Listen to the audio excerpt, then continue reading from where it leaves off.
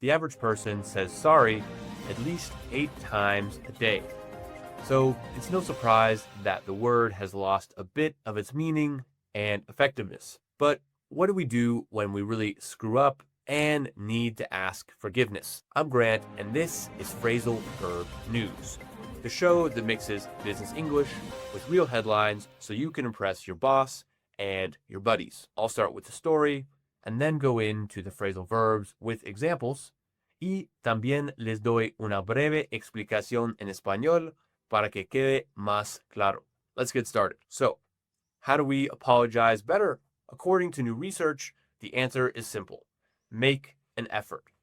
Or just use bigger words. Studies show that apologies are often treated as cheap talk. Anyone can say sorry, but when we put in extra effort, people take us more seriously. In the past, that might have meant showing up in person instead of sending a text. Now, researchers say even our word choice matters. Using longer, more deliberate words makes an apology feel stronger. But why?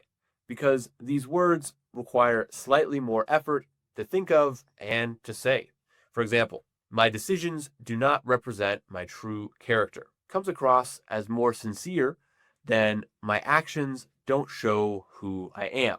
But don't go too far. The study found that using strange or rare words can confuse people, and then your message won't get across. The effort has to be clear for you, but still easy for the other person to understand. Make sense? Let's move on to the vocab. I'll give you an explanation, a couple examples, and then ask a question.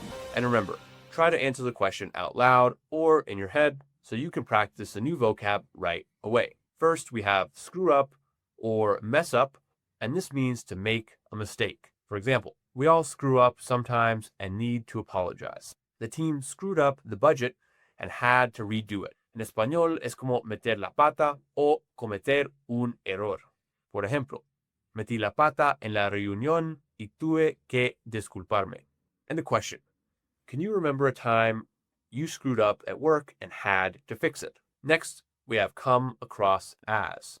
This means to appear or seem in a certain way to others.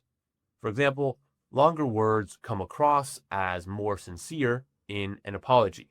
He didn't want to come across as too aggressive during the negotiation. En español, es dar la impresión de o parecer.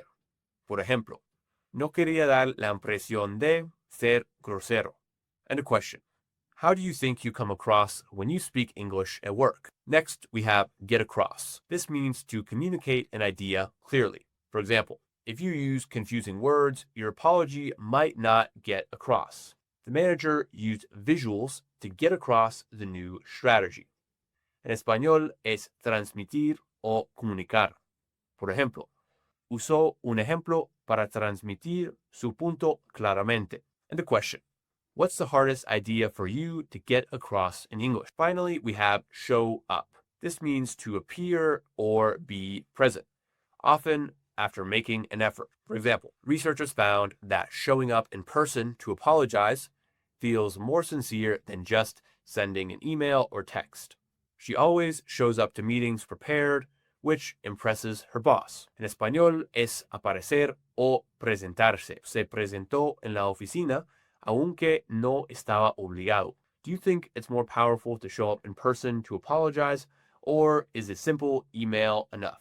So to wrap up, anyone can say sorry, and everyone does. But when you really screw up, you need to show effort. Showing up in person or just using longer, clearer words can help your apology come across as sincere. But if you choose the wrong words, your message may not get across. Remember, the effort should be on you, not on the listener. Gracias por escuchar. I'm Grant, and this is Phrasal Verb News. Come back next time for more stories, more idioms, and more English. Thank you.